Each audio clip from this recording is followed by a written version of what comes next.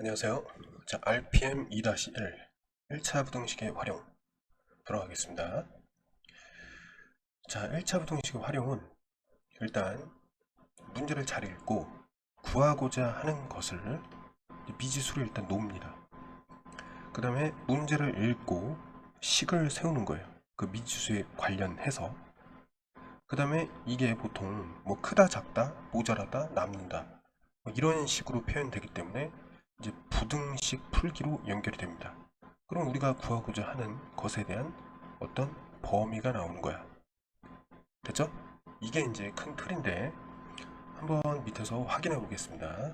자, 700원짜리 볼펜과 1000원짜리 볼펜을 섞어서 12,000원 이하로 사려고 한다. 그럼 금액을 좀 만들어야 되는데 지금 여기서 이제 물어보는 게 뭐냐면, 자, 700원짜리 볼펜을 7자루 사면 1000원짜리 볼펜은 최대 몇 자루? 그러면 1000원짜리 볼펜을 X자루라고 합시다. 그리고 얘는 변하는 것이다. 이렇게 놓는 거야. 그러면 자, 700원짜리 볼펜은 어떻게 한다? 7자루 샀어. 금액이죠. 여기 더하기 1000원짜리는 X개 사니까 X1 금액이잖아. 돈이잖아. 돈. 이게 어떻게 산다고 그랬죠? 12,000원 이하라고 그랬잖아. 그치? 이것은 작거나 같다. 12,000원. 이런 식으로 이제 만든다는 거죠. 이해됐지? 그걸 가로로 써는 게 이겁니다. 12,000원 이하. 그래서 어쨌든 이 부등식을 이제 풀기만 하면 어떤 범위가 나오는데, 지금 이게 개수기 때문에 최대의 개수는 7개다. 이렇게 문맥에 맞게 찾아주면 되는 겁니다.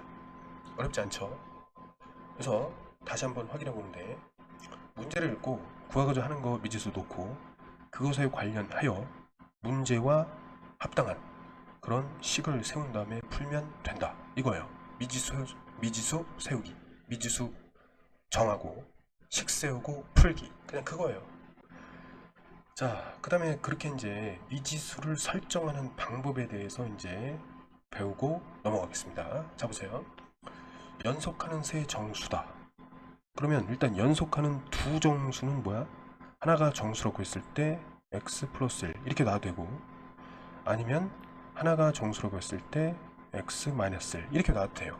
연속하는 두 정수입니다. 그런데 연속하는 세 정수는 뭐 어떻게 놔도 상관없는데 보통 이렇게 놓는 게 가장 좋습니다. 왜냐면 가운데 정수를 놓고 좌우로 이렇게 하나씩, 왼쪽 오른쪽 이렇게. 그럼 이거에 이제 합이 좀 쉬워져요. 합은 동량 전개에 의해서 3x. 나머지는 합이 좀 복잡해요. 지금 우리가 했던 것보다. 그래서 연속하는 세 정수에 대해서는 이런 형태, 연속하는 두 정수에 대해서는 이런 형태를 기억해 두시면 좋겠습니다. 그 다음에 뭐 추가 요금에 대한 어떤 문제는 뭐 기본 요금 플러스 추가 요금, 그 다음에 이제 총 금액과 비교해서 총 금액보다 뭐 싸다 이렇게 된 거고, 뭐 총 금액 뭐 이상이 되어야 된다. 이건 문제에 맞게끔 이제 정해준다. 이렇게 되는 겁니다. 그 다음에 뭐 유리하다라는 거는 비용이 적다라는 거야. 비용이 적다. 알겠지? 그 다음에 뭐 단체 할인권, 이것도 이제 문제를 통해서 한번 살펴보도록 하겠습니다. 자, 그 다음에 자, 여기서 좀 중요한 건데, 이제 유리하다는 거는 총 비용이 적다, 작게 든다 이런 얘기고, 연속하는 세 짝수나 홀수 같은 거는 가운데 이제 이 숫자를 설정하고, 얘가 만약에 짝수라면 여기다가 이제 좌우로 2를 더하고 2를 빼면은 이게 짝수가 돼요. 그것도 바로 옆에 있는 짝수. 그럼 이걸 좀 확인해 보면 어떻게 되냐면, 자, 짝수가 만약에 여기 이제 4가 있었다.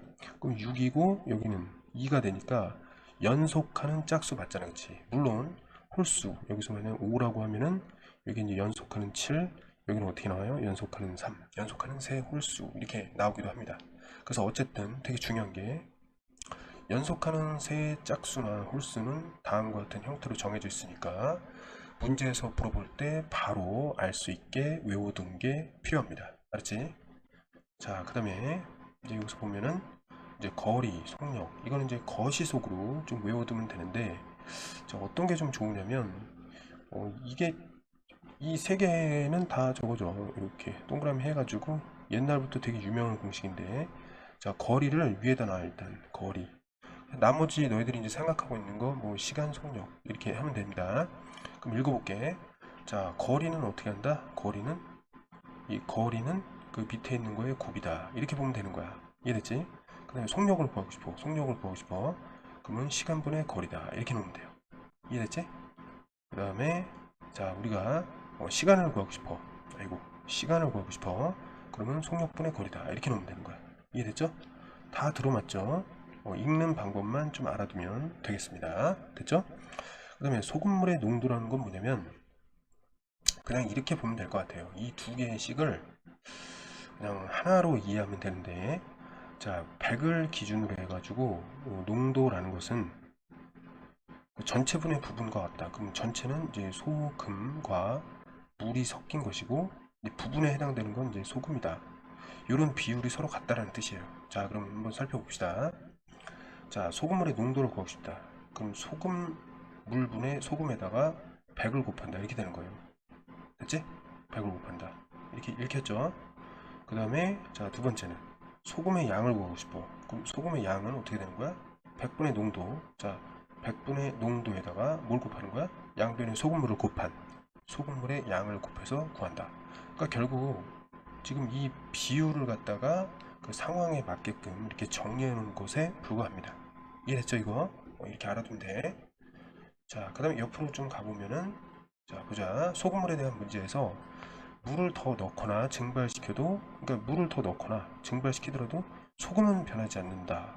이런 사실을 이용해서 식을 세우는 경우가 많으니까 잘 알아두기 바랍니다. 하여튼 물을 더 넣거나 증발시킬 때는 소금의 양이 변하지 않는다. 이게 핵심입니다. 됐죠? 자, 그러면 나머지는 문제를 통해서 살펴보도록 하겠습니다.